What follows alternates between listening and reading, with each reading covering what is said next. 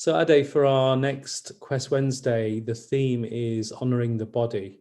What kind of ideas and thoughts do you have around that theme? Yeah, I think for myself, for a very long time, I was really disconnected from my body. And I don't think I knew I was disconnected from my body. People would say things to me that would indicate that I was, but I never would pay attention to it. So one of the things that my mom used to say to me when I was in my teens was my shoulders would go up when I was upset, and then I remember someone saying to me from time to time, it's like I stopped breathing. So holding my breath. And I never really noticed that. But the more I started to, I guess, go on my own inner journey of exploration and healing, I Mhm. started to be more conscious of it. So there are times where I'm like, oh, I think my body is in this frozen state right now, or actually right now, I really feel that I'm holding my breath. So I think for a very, very long time, I did not honor my body. There are still times where my brain and my body are not in sync. There's a delayed sort of response. So my body might be experiencing something, but it takes a while for my brain to be able to process what's going on. And that's part of my ongoing work, actually, to be able to have both of them communicate with each other quickly rather than the current delayed response. Yeah. What about for you?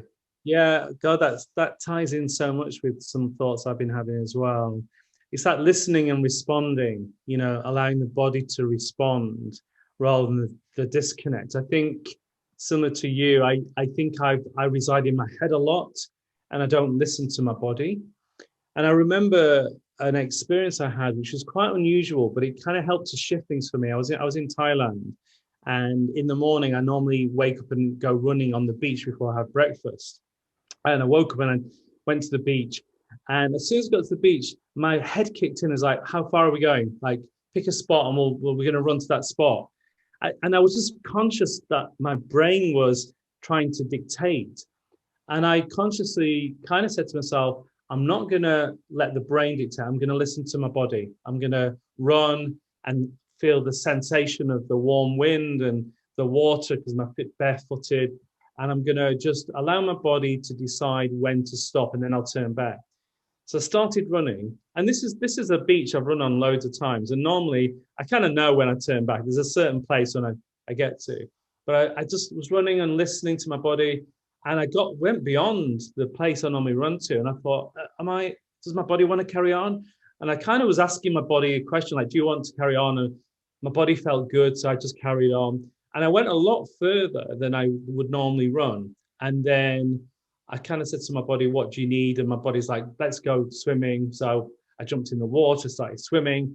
Again, the head jumped in and was like, well, how far are we swimming? Where are we going to? And I was like, let's just trust the body, trust your body, listen to it. So I went swimming for a while and then ran back. And at the end of that little episode, what I realized was it's very rare that I listen to what my body wants and needs. My brain was dictating everything. And I thought, wow, what if I apply that principle to going to the gym, or asking my body what does it need to eat, or what kind of rest does my body, or what kind of touch does my body need? So it really started a relationship, a different form of conversation like the one you described, where I kind of check in with my body more than I used to. And in that way, I think I'm beginning to honor myself more than I ever have before, actually. So I think it's going to be a very rich exploration. And yeah, I'm certainly looking forward to it.